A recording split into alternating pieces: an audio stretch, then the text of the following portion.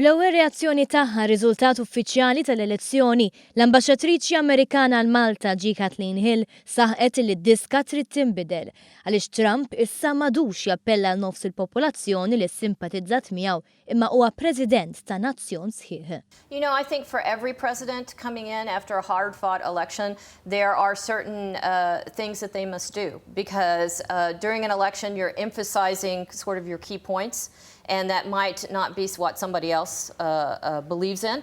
So, but as president, you become president of the whole United States. So it's very important for Trump early on in his administration to present himself as president of the whole United States. Minkejja li d-dinja waqfet biex tara min se jkun il-President il-ġdid tal-Istati Uniti, hemm prioritajiet li huma komuni għal kandidati u l-Presidenti kollha. Fil-programm speċjali mxandar fuq Huwa, l-ambaxxatriċi saħqet li kull President huwa fid-dmir li jżomm dawn it-temi fil-quċċata ta' kull deċiżjoni li tittieħed.